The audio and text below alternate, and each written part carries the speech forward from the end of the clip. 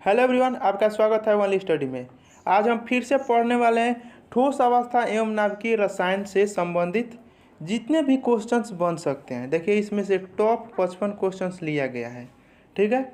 और इसी तरह हर चैप्टर से लिया जा रहा है क्वेश्चंस जितने बन रहा है। यह क्वेश्चंस आपके पैरामेडिकल के लिए, पैरामेडिकल स्टूडेंट या आप पॉलिटेक्निक का भी तैयारी कर रहे होंगे या बीएससी नर्सिंग, यह तीनों स्टूडेंट के लिए केमिस्ट्री ज़रूरी है, क्योंकि इस चैप्टर से जितने क्वेश्चन बन सकते हैं वो सारे क्वेश्चंस ले लिया गया है। और यह केमिस्ट्री आपको पैरामेडिकल, पॉलिटेक्निक और बीएससी में भी पूछता है, ठीक है। इस चैप्टर के अलावा देख सकते हैं आप परमाणु संरचना में रासायनिक बंधन, यह हो चुका है, इसे 100 कुछ क्वेश्चंस लिया गया है। ठीक इसी तरह यह कार्बनिक रसायन एवं क्रियात्मक समूह, इस चैप्टर को भी हो चुका है। नहीं देखे हैं तो आई बटन में मिल जाएगा या लिंक डिस्क्रिप्शन में, वहाँ से भी आप देख सकते हैं। तो चलिए हम शुरू करते हैं पहला क्वेश्चन। तो आइए पहला क्वेश्चन आप देखिए, पूरा अच्छे से देखिएगा। हर क्वेश्चन को अगर आप कॉन्सेप्ट पढ़े होंगे तो ज़रूर आप बना पाइएगा, और नहीं भी पढ़े होंगे तो इस चैप्टर को 2 से 3 बार देखिएगा वीडियो को, आपको हमेशा के लिए याद हो जाएगा। और अच्छा लगे तो लाइक ज़रूर करना, और नए हैं तो सब्सक्राइब भी चैनल को करिएगा और बेल आइकन को दबा दीजिएगा ताकि कोई भी वीडियो डाले तो नोटिफिकेशन चला जाए। चलिए तो शुरू करते हैं। एक विशेष ठोस बहुत कठोर है, उसका गलनांक उच्च है अथवा नहीं उच्च है। ठोस अवस्था में यह विद्युत का कुचालक है, परंतु गलित अवस्था में यह विद्युत का सुचालक है। इनमें से वो कौन सा है, ये आपको बताना है। तब वह जो होता है वो है आयनिक। देखिए, आयनिक जो है ना, ठोस अवस्था में यह विद्युत का कुचालक होता है, लेकिन जब आयन के रूप में टूट जाता है, अब आयनिक का मतलब हुआ कि आयन के रूप में टूटा तो यह किसी विलयन में ही टूटेगा आयन के रूप में, या गलित अवस्था में विद्युत का सुचालक होता है तो उसे हम आयनिक कहते हैं। यह 12th के स्टूडेंट्स जितने भी होंगे जिनका एग्ज़ाम होगा आपका 2021 में, वो अभी देखेंगे तो उनके लिए काफ़ी इम्पोर्टेंट है, क्योंकि एग्ज़ाम में आपको 50% ऑब्जेक्टिव कर दिया है। तो चलिए दूसरा क्वेश्चन देखते हैं। ठोस कार्बन डाइऑक्साइड निम्न का उदाहरण है। तो ठोस कार्बन डाइऑक्साइड किसका उदाहरण है, तो वो है आपका ऑप्शन नंबर सी, स्वसंयोजन क्रिस्टल का उदाहरण है आपका ठोस कार्बन डाइऑक्साइड, ठीक है। क्योंकि आप ठोस कार्बन डाइऑक्साइड को CO2 है, अब यह ठोस के रूप में है तो क्या करता है, कार्बन के हुआ आपका 4 गो अंतिम कक्षा में होता है, और ऑक्सीजन को 2 गो चाहिए ऑक्टेट पूरा करने के लिए। अब 2 गो है तो ऐसा 2 गो ऑक्सीजन आ गया, ये 2 गो साझा कर लिया इसके साथ, 2 गो तो 4 गो इसका हो गया सहयोग कर लिया। अब यह भी वो भी अब संतुष्ट हो गया, सी भी संतुष्ट हो गया। ये ठोस के रूप में, इसीलिए सहसंयोजन क्रिस्टल कहते हैं। क्रिस्टल जितने भी होंगे वो ठोस के ही रूप होंगे। चलिए नेक्स्ट क्वेश्चन। निम्न में से कौन सा एक अक्रिस्टलीय है, तो अक्रिस्टलीय कौन सा है, तो वो है आपका ऑप्शन नंबर सी, सिलिकॉन है आपका अक्रिस्टलीय ठोस। चलिए देखिए, बहुत से स्टूडेंट के पास नोटिफिकेशन नहीं जा रहा है, तो अपना चैनल को सब्सक्राइब ठीक से करिए और बेल आइकन को भी दबा दीजिए। इसके अलावा लिंक होगा डिस्क्रिप्शन में आपका टेलीग्राम का, किसका, टेलीग्राम का होगा, उसे ज्वाइन कर लीजिए, क्योंकि जब भी मैं वीडियो बनाऊंगा वहाँ पर आपको शेयर कर दूंगा। या मेरे फेसबुक पेज से भी जुड़ जाइए, फेसबुक में जुड़िएगा मेरे, तो वहाँ भी मैं पोस्ट करता हूँ, वहाँ भी आपको चला ही जाएगा अगर नोटिफिकेशन नहीं जाता है तो। नहीं तो आप बेल आइकन दबाइएगा। इसके अलावा टेलीग्राम और फेसबुक से भी ज्वाइन हो जाइए, उस सबका लिंक डिस्क्रिप्शन में है। चलिए 4 नंबर देखते हैं। हीरे के लिए निम्न में से क्या सही है, तब हीरा के लिए कौन सा इसमें सही है, यही आपको बताना है। तो आपका सही है ऑप्शन नंबर बी। देखिए, हीरा विद्युत का कुचालक होता है, इस बात को ध्यान से पढ़िएगा। विद्युत का, हीरा जो है अधातु है और यह कार्बन का रूप होता है, यह विद्युत का कुचालक है। लेकिन इसी के साथ है आपका ग्रेफाइट। क्या है, ग्रेफाइट जो है विद्युत का चालक भी होता है, मतलब सुचालक भी है, लेकिन यह अधातु है। यह अभी कार्बन का ही रूप है ग्रेफाइट भी। तो यहाँ अंतर देख सकते हैं, हीरा कुचालक है लेकिन ग्रेफाइट सुचालक है विद्युत का। तो ऑप्शन नंबर बी। चलिए कांच है, तो कांच क्या है, तो कांच है आपका ऑप्शन नंबर ए। अति शिथिल द्रव है, ठीक है, अति शिथिल द्रव है आपका कांच। कांच अयस्क किसका है, तो गैलेना का, गैलेना का अयस्क है कांच, उसे शीशा भी हम बोलते हैं कांच को। तो गैलेना जो किसका अयस्क है, शीशा का। यह भी क्वेश्चन पूछता है तो ध्यान रखिएगा। कांच कैसा है, तो अति शिथिल द्रव है, ऑप्शन नंबर ए। चलिए 6 नंबर, कौन से ठोस में सबसे दुर्बल अंतर्आण्विक बल होते हैं। अब कौना में होता है सबसे कम, तो वो होता है आपका ऑप्शन नंबर ए, बर्फ में, ठीक है। बर्फ में सबसे दुर्बल होता है, क्योंकि देखते हैं थोड़ा सा ही हीट दिया जाता है, गर्म किया जाता है, यह पिघलने लगता है और यह द्रव में बदलने लगता है। तो बर्फ का जो आणविक बल होता है अणुओं के बीच, वो कमजोर होता है, दुर्बल होता है। तो ऑप्शन नंबर ए इन चारों के रेस्पेक्ट में है, ठीक है, बर्फ। इसके अलावा भी बर्फ से भी होता है बहुत कमजोर वाला अंतर दुर्बल बल से बंधा होता है, लेकिन इन चार में ही आपको देखना है। तो इन चार में सबसे कम बर्फ का है।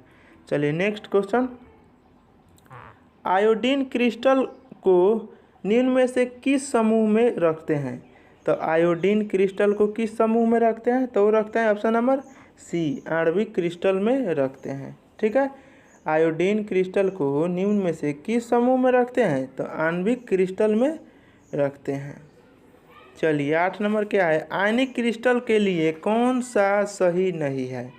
तो आणविक क्रिस्टल के लिए कौन सा सही नहीं है, ये देखिए, ये है आपका ऑप्शन नंबर डी, बंध का दिशात्मक गुण प्रदर्शित करते हैं, ठीक है। चलिए नेक्स्ट क्वेश्चन, निम्नलिखित में से आणविक क्रिस्टल कौन सा है। अब आणविक क्रिस्टल कौन सा है ये आपको बताना है, तो वो कौन सा है आपका ऑप्शन नंबर डी। अभी अभी देखे थे आप, अणु जो मिलकर बना होता है साझा करके, जो भी आणविक क्रिस्टल बंधनों, देखिए क्या होता है, क्रिस्टल धातु उसके कणों के आधार पर कितने प्रकार के होता है, कण आपस में स्वसंयोजी बंधन से बंधे हैं, तो उसके आधार पर धातु 2 प्रकार के होता है, क्रिस्टल और अक्रिस्टल। तो यह क्रिस्टल के बारे में ही पूछ रहा है आपका, ये बर्फ हो जाएगा। क्रिस्टल में ही पढ़िएगा तो उसमें आणविक क्रिस्टल क्रिस्टल 5 प्रकार के हो जाएंगे दूसरे चीज़ के आधार पर, तो वही कणों के आधार पर एक क्रिस्टल 5 प्रकार का होता है। उसी प्रकार में का एक है आपका आणविक क्रिस्टल, एक होता है आयनिक क्रिस्टल, एक हाइड्रोजन बंधन क्रिस्टल, इस तरह से होता है। तो आणविक क्रिस्टल का होता है उदाहरण आपका बर्फ, ऑप्शन नंबर सी। चलिए 10 नंबर क्या है, अक्रिस्टलीय ठोस के लिए निम्नलिखित में से कौन सा कथन सत्य है। तो कौन सा कथन सत्य, कौन सा असत्य, असत्य पूछ रहा है। तो ये विषम दैशिक होते हैं, ये बात गलत है। विषम दैशिक जो है ना, वह क्रिस्टलीय का होता है, ठीक है। ठोस 2 प्रकार का, क्रिस्टल और अक्रिस्टल, एक हो गया क्रिस्टल और दूसरा अक्रिस्टल। तो ये क्रिस्टल में का है, जो ये विषम दैशिकता दिखा रहा है, यह गुण आपको क्रिस्टल में होता है और क्रिस्टल में नहीं होता है, ठीक है। तो ऑप्शन नंबर बी आपका आंसर हो जाएगा। चलिए नेक्स्ट क्वेश्चन, क्रिस्टल में अणु व्यवस्थित रहते हैं, तो किस में रहते हैं, क्रिस्टल में अणु व्यवस्थित रहते हैं, तो वो रहते हैं ऑप्शन नंबर बी, न्यूनतम स्थितिज ऊर्जा की स्थिति पर होता है आपका क्रिस्टल में आणविक व्यवस्थित, ठीक है। चलिए 12 नंबर, निम्न में से कौन से छदम ठोस है। अब कौन सा छदम ठोस है, तो वो है ऑप्शन नंबर सी, मतलब 3 और 4। 3 में क्या है, रबड़, और 4 में है कोलतार के आसवन के बाद बचा हुआ ठोस केक, ठीक है। तो ये है आपका छदम ठोस, यह भी आपको ये रट लीजिएगा, रबड़ और कोलतार वाला। ये छदम ठोस के अंतर्गत ये पूछ देगा छदम ठोस निम्न में से कौन सा है, तो रबड़ दे देगा और ऑप्शन बदल देगा, इस तरह से भी पूछ सकता है। तो इस तरह का क्वेश्चन को ध्यान रखिएगा। चलिए 13 नंबर क्या है, निम्नलिखित में से कौन सा आणविक ठोस का सही समुच्चय है। तो कौन सा है आपका 13 का ए, P4O10L2P4, ये आपका आणविक क्रिस्टल ठोस का सही समुच्चय है।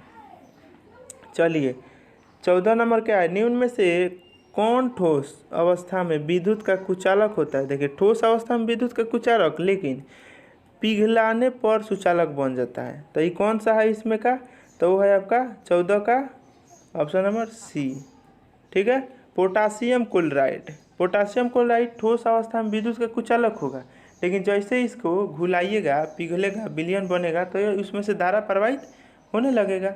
चलिए 15 नंबर क्या है, किस क्रिस्टल तंत्र में कुल कितने त्रिविम जालक प्राप्त होते हैं। अब क्रिस्टल तंत्र से कुल कितने त्रिविम जालक प्राप्त होते हैं, तो वो होते हैं आपका option number C, sorry option number B 14। ठीक है, ये देखिए एक आदमी है ब्रेववे, कौन है, ब्रेववे। ब्रेवियो के अनुसार क्रिस्टल 14 प्रकार के होता है। ठीक है, यह त्रिविम जालक में ही आएगा आपका। जैसे कि यह त्रिविम जालक जो होता है 7 प्रकार के। अब 7 प्रकार में हर जैसे एक का जो होगा 3 प्रकार के होता है, दूसरा नंबर जो होता है वो 2 प्रकार के, इस तरह से टोटल को जोड़ दिया गया है तो वो 14 को हो गया। तो इसीलिए वो पूछ रहा है कि कितने कुल कितने त्रिविम जालक प्राप्त होते हैं, तो वो होते हैं 14 को, ऑप्शन नंबर सी। यह भी पूछ सकता है ब्रावियो के अनुसार क्रिस्टल कितने प्रकार के होता है, तो 14 प्रकार के। चलिए 16 नंबर, कार्य केंद्रित घनीय जालक में कार्य केंद्र पर स्थित परमाणु कितनी एकाकी सेलों द्वारा समान रूप से साझित होता है, तो कितने प्रकार के से होता है, तो वो होता है ऑप्शन नंबर डी, एक प्रकार से ही होता है। ठीक, एकाकी लिखा है इसीलिए एक प्रकार से। चलिए 17 नंबर, सोडियम क्लोराइड के एकांकी सेल में कितने अणु होते हैं, तो कितने होते हैं, तो ये आपको बताना है। तो वो होता है ऑप्शन नंबर बी, 4 गो होता है। ठीक, सोडियम क्लोराइड के एकांकी सेलों में कितने अणु होते हैं, तो 4 गो होता है। एकांकी सेल को इकाई सेल भी कहते हैं या इकाई कोशिका भी कह सकते हैं, सेल के जगह पर कोशिका भी कह सकते हैं, इकाई कोशिका। ठीक है, तो इकाई कोशिका में कितने अणु, 4 गो। चलिए नेक्स्ट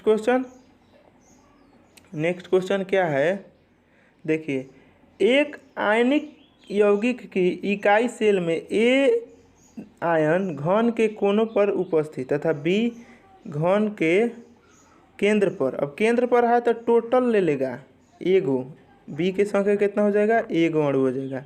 अब ए घन के कोण पर है, देखिए एक कोण पर 1/8 माने एक एटम का 1/8 हिस्सा लगता है एगो कोण पर। अब एगो घन में कई गो कोण होता है, तो 8 गो, तो काटिएगा तो कितना हुआ, 1। मतलब एक घन का माने एक कोण का इस्तेमाल होता है कोना पर, टोटल कोना को मिलाइएगा तो एक कोना का बन जाएगा। आ केंद्र पर होता है एगो, तो इसका क्या हो जाएगा, अगर सूत्र लिखते हैं तो वो हो जाएगा 18 का बी, ए बी।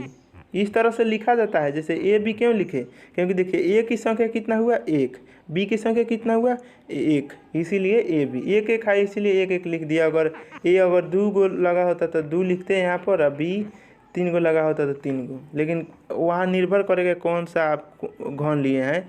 ठीक है, मैंने FCC लिए हैं कि SCC लिए हैं, ये पूरा डिटेल होगा, आप पूरा डिटेल पढ़े होंगे तो समझ में आ रहा होगा FCC और SCC क्या कह रहा हूँ। चलिए 19 नंबर क्या है, तो इसका क्या हो जाएगा 18 का ए। चलिए 19 नंबर, एक धात्विक क्रिस्टल देखिए आ गया BCC प्रकार में जोड़ा हुआ है, इस जालक के रिक्त स्थानों के आयतन का प्रतिशत क्या होगा, ये आपको बताना है। देखिए BCC में क्या माने कितना स्थान जो होता है रिक्त, यहाँ ध्यान दीजिएगा रिक्त होता है, रिक्त के स्थान का प्रतिशत क्या होता है, खाली कितना रहता है, ये आपको बताना है। तो वो रहता है आपका ऑप्शन नंबर बी, 32% खाली रहता है। ठीक है, 32% खाली रहता है किसमें, BCC में।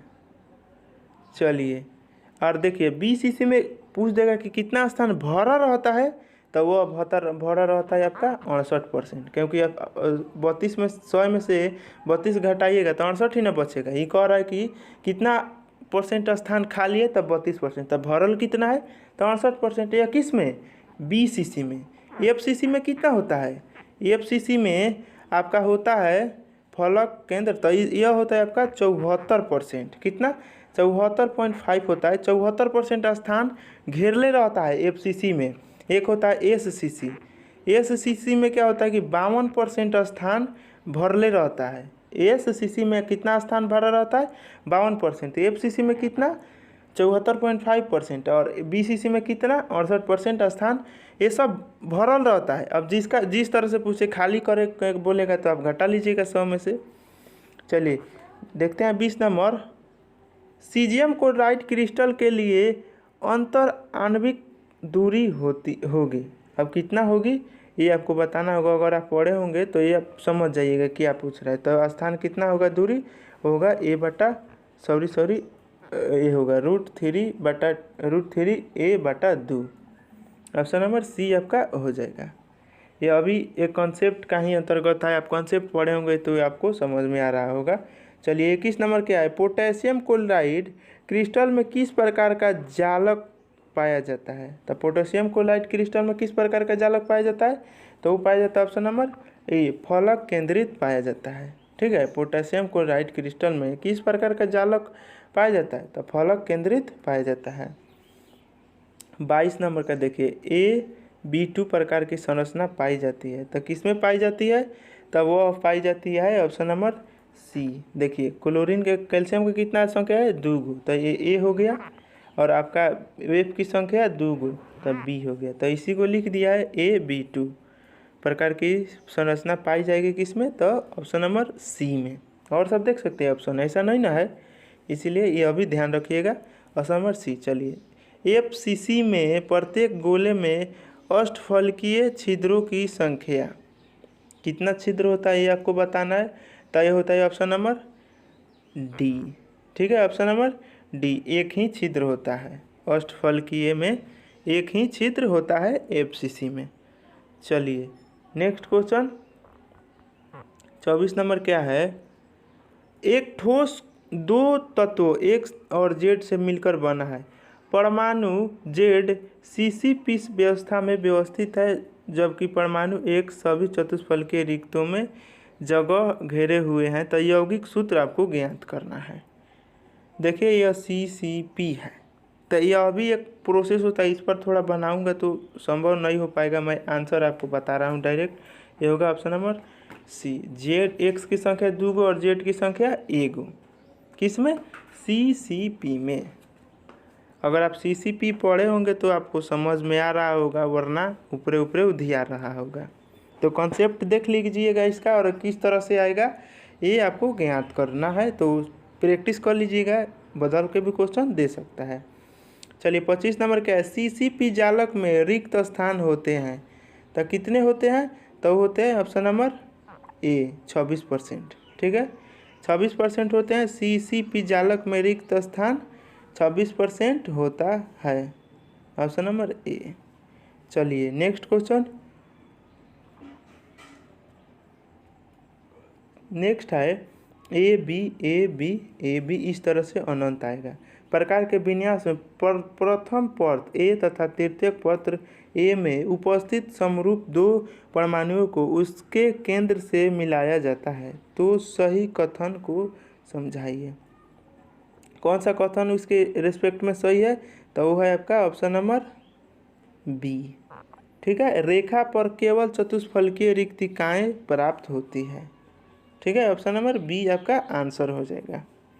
चलिए नेक्स्ट क्वेश्चन हम देखते हैं। नेक्स्ट क्वेश्चन क्या है, निम्नलिखित में से कौन सा क्रम समान आकार के गोले की परत से निबिड़ संकुलन नहीं बनाता है। अब कौन सा निबिड़ संकुलन नहीं बनाता है, मतलब कौन सा निबिड़ संकुलन का ये टाइप नहीं है, ये आपको बताना है।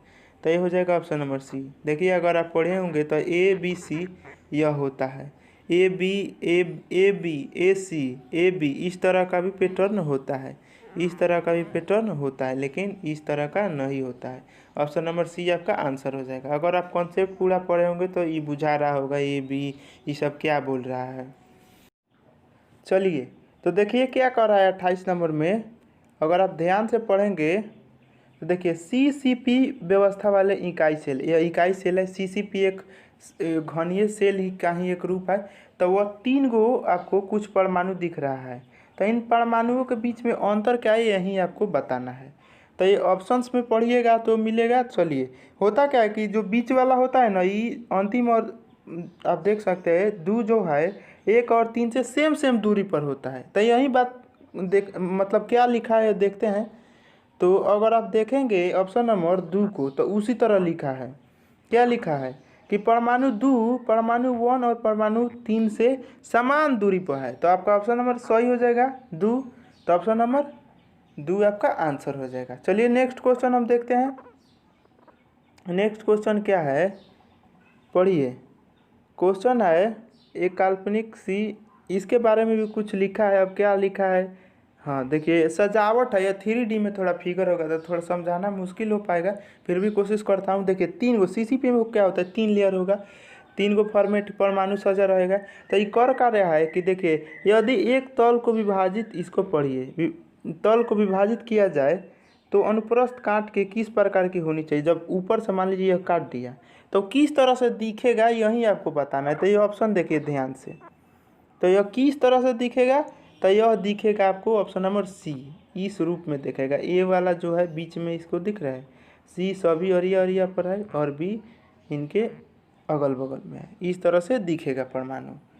चलिए आगे हम देखते हैं। 3D में है, यह गोला वृत्त ना समझिए, ये गोला है, जैसे फुटबॉल गेंद होता है उस तरह का है ये, लेकिन यहाँ पर तो वैसा फिगर बनाना संभव नहीं है, तो इसी तरह उस तरह से दिया है।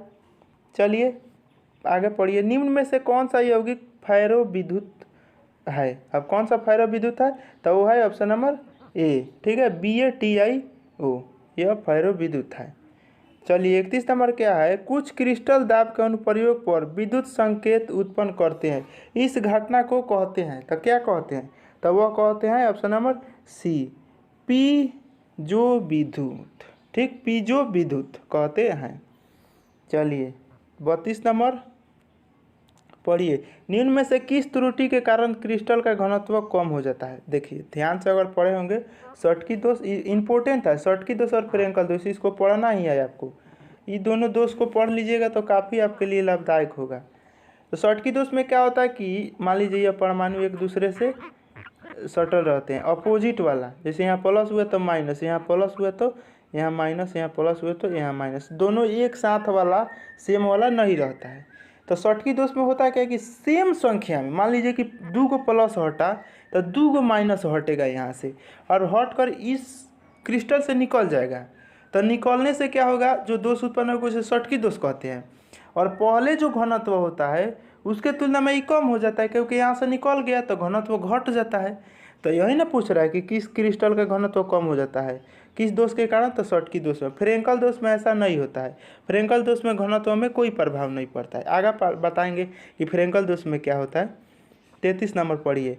एफ केंद्र के संबंध में सही कथन है। अब कौन सा सही कथन है, तो ऑप्शन नंबर डी, ठीक है, इस सभी आपका है। क्रिस्टल की रिक्तियों में इलेक्ट्रॉन जुड़े होते हैं। एफ का मतलब हुआ फ्रेंकल, फ्रेंकल केंद्र, और एफ केंद्र क्रिस्टल के रंगहीन आभा प्रदान करते हैं। एफ केंद्र के कारण क्रिस्टल की विद्युत चालकता बढ़ जाती है। एफ का मतलब हुआ फ्रेंकल, तो यह फ्रेंकल के बारे में बात कर रहा है। चलिए 34 नंबर, सामान्यतः ठोस क्षारीय धातु हैलाइडो के रंगीन दिखने का कारण क्या है। तो यही है आपका फ्रेंकल दोष के कारण। फ्रेंकल दोष जिसमें उत्पन्न होगा वह रंगीन दिखता है। चलिए देखिए फ्रेंकल त्रुटि के बारे में आ रहा है। फ्रेंकल त्रुटि में क्या होता है, सेम उसी तरह सभी परमाणु एक दूसरे से जुड़कर रहते हैं। यह गोला खानी समझिए फुटबॉल की तरह, और सभी अपोजिट वाला रहते हैं, यहाँ प्लस तो यहाँ माइनस, यहाँ प्लस तो यहाँ माइनस, यहाँ प्लस तो यहाँ माइनस। तो इसमें से क्या होता है फ्रेंकल दोष में कि मान लीजिए फ्रेंकल दोष, यह परमाणु निकला यहाँ से इस स्थान से और इस अंतराकाशीय स्थान में चला जाएगा। यह स्थान आपको खाली दिख रहा है ना, इसे अंतराकाशीय स्थान कहते हैं। तो ये अंतराकाशीय का स्थान में चल जाता है तो इसे एक दोष उत्पन्न हो जाता है, उसे उस क्रिस्टल का फ्रेंकल दोष हम कहते हैं। तो पढ़िए फ्रेंकल दोष के बारे में, ये ऑप्शन में पढ़िए। 35 का आपका ऑप्शन नंबर डी पढ़िए ध्यान से। देखिए जालक स्थल में एक धन आयन अपने स्थान सामान्य जालक से अंतराकाशीय स्थान पर विस्थापित हो जाता है, माने चला जाता है।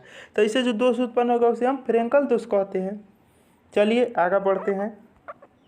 पूरा समझ में आ गया होगा, तो नए हो तो इस बात पर तो लाइक बनता है, और नए हो तो सब्सक्राइब भी कर दीजिए, ठीक है, और बेल आइकन भी दबा दीजिएगा। और इसके साथ साथ आप मेरा टेलीग्राम लिंक डिस्क्रिप्शन में, और फेसबुक और इंस्टाग्राम जितने भी सोशल मीडिया है वहाँ जुड़ जाइए। मैं वहाँ सारे वीडियो को पहले अपलोड करने के बाद वहाँ डाल देता हूँ। अगर नोटिफिकेशन नहीं भी गया यूट्यूब की तरफ से तो वहाँ आप देख सकते हैं, ठीक है, कोई भी वीडियो मिस नहीं होगा।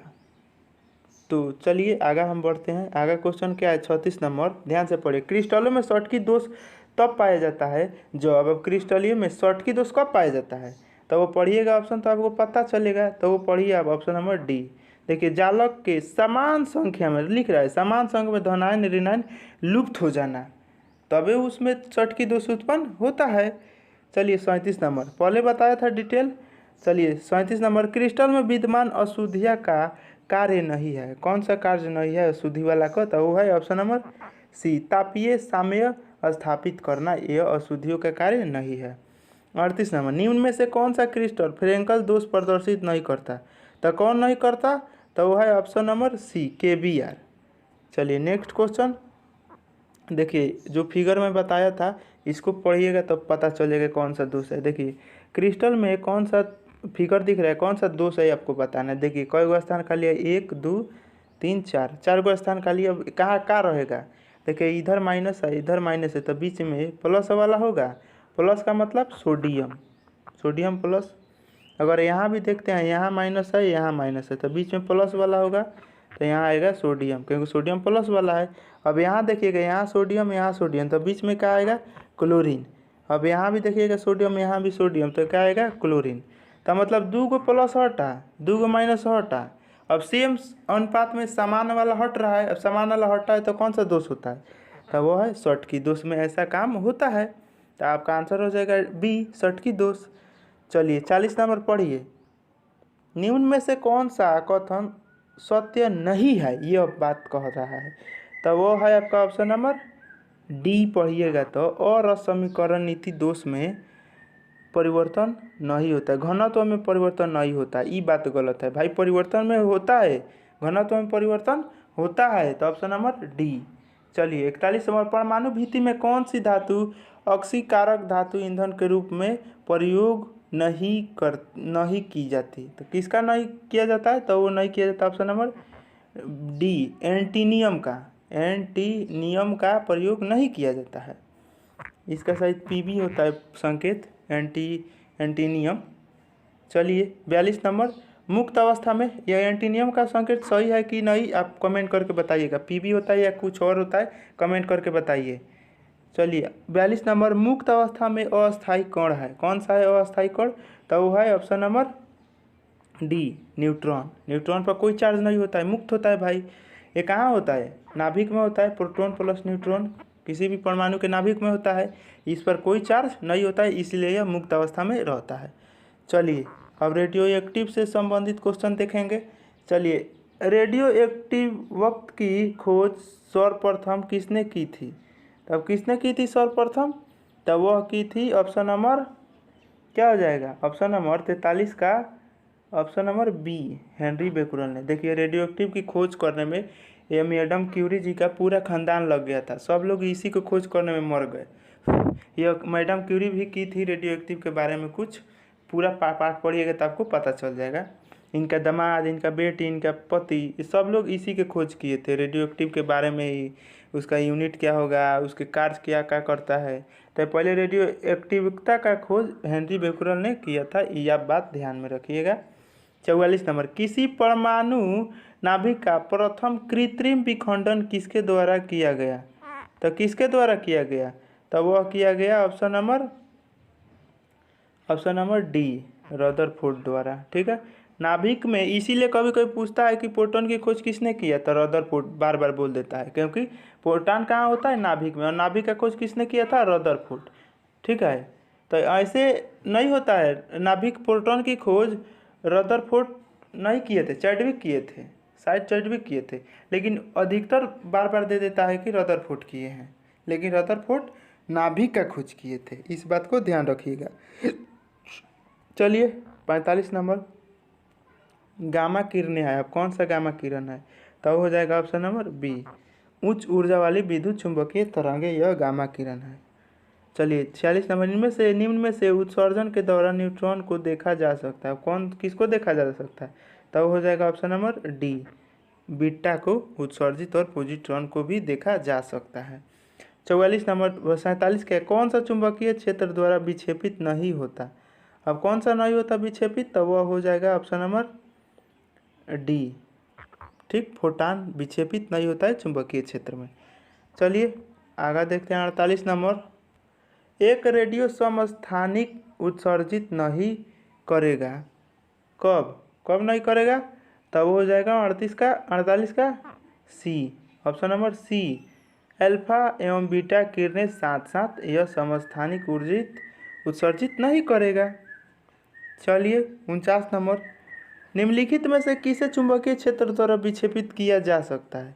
तो किसे किया जा सकता है? तो वो किया जा सकता है ऑप्शन नंबर बी, बीटा किरण को विक्षेपित किया जा सकता है चुंबकीय क्षेत्र में, और फोटोन को नहीं किया जा सकता।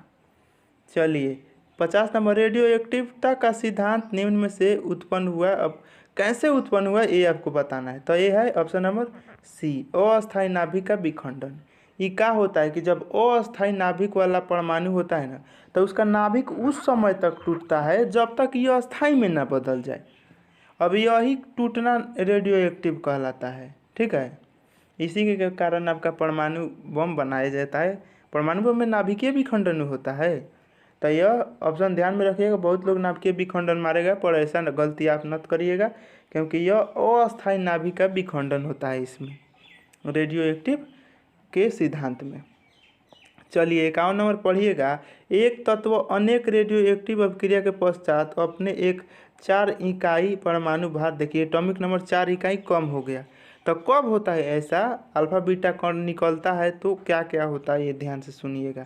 देखिए अल्फा कण निकलता है ना, तो उसके एटॉमिक नंबर में एगो बढ़ोतरी हो जाता है और 4 गो आपका घट जाता है बीटा एटॉमिक मास। लेकिन जब बीटा निकलता है तो उसके एटॉमिक नंबर में कोई प्रभाव नहीं पड़ता है। मास में भले एटॉमिक नंबर एक घट जाता है और मास में कोई परिवर्तन नहीं होता है। तो ये ध्यान से पढ़िएगा। तो इस तरह का क्रिया से होगा ऑप्शन नंबर एक गो अल्फा कण निकलिएगा प्लस 2 गो बीटा कण, तो उसके 4 इकाई परमाणु भार कम हो जाएंगे। तो ऑप्शन नंबर क्या हो जाएगा? ए। चलिए इस चैप्टर को ध्यान से पढ़िएगा तो एक बात क्लियर होगा। यहाँ थोड़ा समझाने में लिखने में थोड़ा दिक्कत होगा यहाँ पर हाथ से। चलिए 52 नंबर देखिएगा, जब कोई रेडियो एक्टिव तत्व एक बीटा कण उत्सर्जित करता है तो प्राप्त दुहिता तत्व का स्थान आवर्तन सारणी में होगा। कौन सा होगा? तो हो जाएगा ऑप्शन नंबर सी, जनक तत्व से एक स्थान दाहिनी ओर। चलिए नेक्स्ट है 53 नंबर, 4n+2 विघटन श्रेणी का अंतिम उत्पाद क्या है? वो होगा ऑप्शन नंबर डी। क्या होगा? Option number D. अगर 4n+2 विघटन श्रेणी का अंतिम उत्पाद है तो ये पोलोनियम है, इसको पोलोनियम बोलते हैं। तो एलेनियम शायद पहले था, बताइएगा उसका नाम कमेंट करके, अभी ध्यान नहीं आ रहा है। तो 53 के क्या हो जाएगा? Option number D. चलिए 54 नंबर, किसी रेडियो एक्टिव पदार्थ से बीटा कण निकालने पर उत्पाद प्राप्त होता है तो अभिकारक तथा उत्पाद है कैसा होता है इस तरह का घटना से? तो होता है समभारिक। समभारिक में क्या होता है कि एटॉमिक मास जो होता है सेम होता है, लेकिन एटॉमिक नंबर अलग अलग हो जाता है। उसी पदार्थ को हम समभारिक कहते हैं। Option number B. चलिए अंतिम क्वेश्चन क्या है, प्रत्येक प्राकृतिक रेडियोधर्मी श्रेणी का अंतिम उत्पाद कौन सा तत्व है? यहाँ भी देखिएगा तो अंतिम उत्पाद पीबी, तो यहाँ भी होगा आपका पीबी, ऑप्शन नंबर सी। तो ये रहा क्वेश्चंस। इस चैप्टर से जितने भी क्वेश्चंस हो सकते हैं टॉप 55 क्वेश्चन को सिलेक्ट कर लिया गया है। इसी तरह और भी 2 चैप्टर का हो चुका है, नहीं देखा तो लिंक डिस्क्रिप्शन में है। इसी तरह 4 चैप्टर, कितने? 4 चैप्टर बायोलॉजी का हो चुका है, नहीं देखें तो लिंक डिस्क्रिप्शन में आई बटन में भी मिलेगा, या फिर आप पैरामेडिकल के नाम का एक प्लेलिस्ट होगा, वह लिंक डिस्क्रिप्शन में, वहाँ जाइए डायरेक्ट प्लेलिस्ट में पहुँचिएगा। आप पैरामेडिकल का जितना भी क्वेश्चंस आए, या पॉलिटेक्निक हुआ या बीएससी नर्सिंग का, वो सारे वीडियो एक ही प्लेलिस्ट में मिल जाएंगे। वहाँ से आप जाकर हर वीडियो को आप देख लीजिए, क्योंकि एग्ज़ाम का डेट अब जारी तुरंत ही करेगा। तो चलिए वीडियो को यहीं पर ख़त्म करते हैं। अच्छा लगा तो लाइक करिएगा, शेयर करिएगा और सब्सक्राइब जरूर करिएगा। Thanks for watching my video. Thank you. मिलते हैं अगले वीडियो में। Thank you.